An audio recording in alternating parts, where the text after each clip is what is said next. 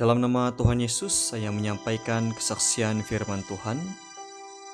Pertama sekali saya ingin mengucapkan selamat pagi, salam damai sejahtera kepada rekan-rekan setugas, serta saudara dan saudari yang dikasihi di dalam Tuhan.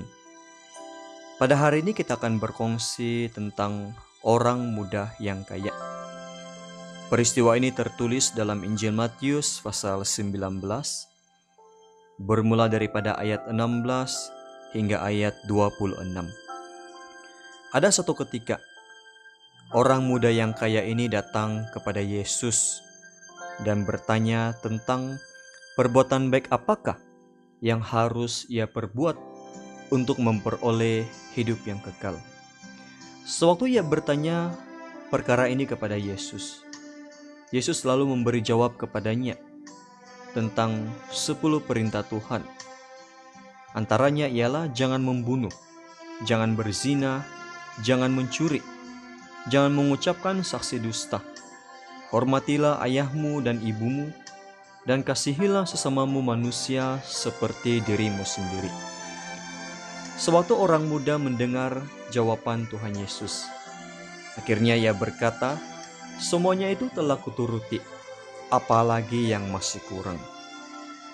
Setelah Yesus mendengar jawaban orang muda tersebut, akhirnya Yesus memberitahu lagi, jikalau engkau hendak sempurna, pergilah, jualah segala milikmu dan berikanlah itu kepada orang-orang miskin, maka engkau akan beroleh harta di syurga.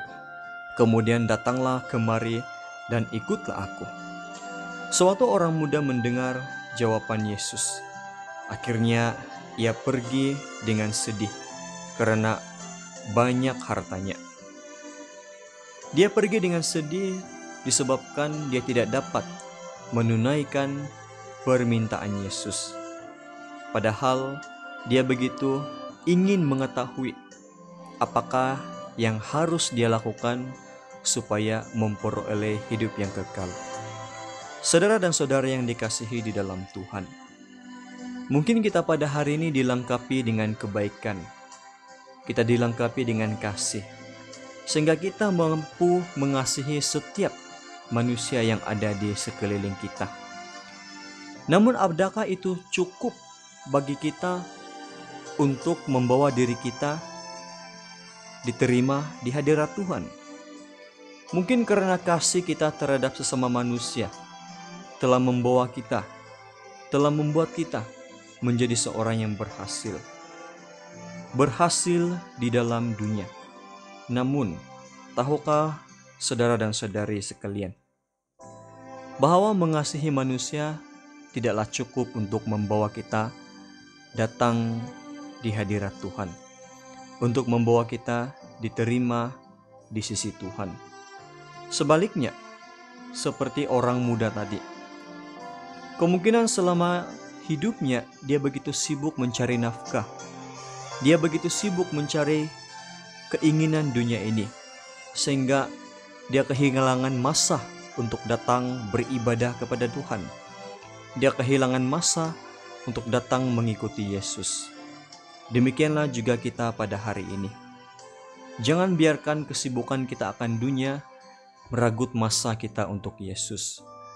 Seharusnya kita tahu membagikan masa kita agar kita dapat mengecapi keselamatan dalam rohani kita.